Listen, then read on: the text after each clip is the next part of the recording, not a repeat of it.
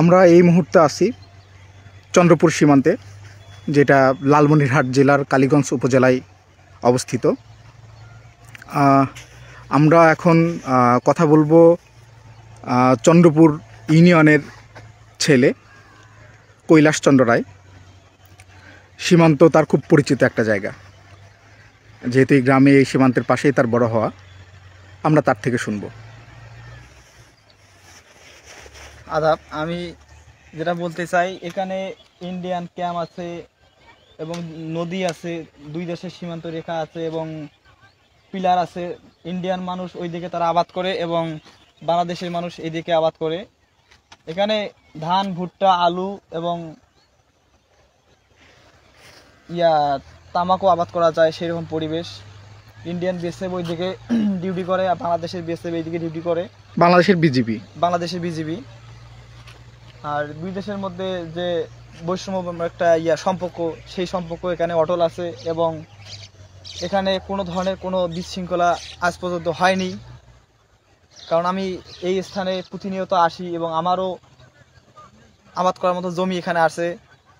আমি এখানে সকাল 9টা 10টা থেকে 1টা 1টা 2টা পর্যন্ত আমি এখানে আমার কৃষি জমিতে আমি পারিশ্রমিক দেই।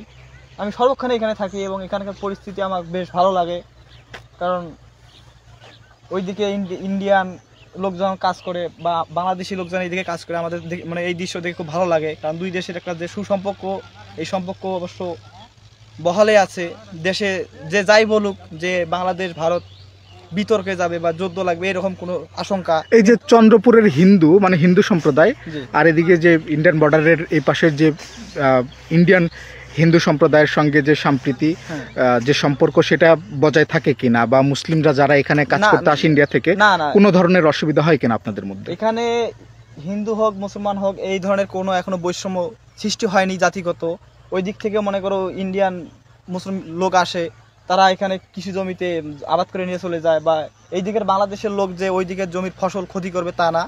তারা ওই দিকের ফসলের যেটুক স্যাক্রিফাইস করা দরকার সেটুকুই করে। তারা মনে করো ছাগল গরু যে নিয়ে যায়, মানে ক্ষয়ক্ষতি তারা করে না। মানে যে লোকজনগুলো আসে বা ইন্ডিয়ানের হিন্দু লোক বা বাংলাদেশের যে মুসলিম লোক বা হিন্দু লোক যারা এইদিকে কাজ কামাই করে, তাদের কোনো ক্ষয়ক্ষতি করে না এবং তাদের সম্পর্কে যে কোনো ধরনের মানে ঝগড়া বিবাদ যে দেশগত বা জাতিগত, এটা তাদের মধ্যে নাই। কৈলাসচন্দ্র রায়কে ধন্যবাদ। ঠিক আছে।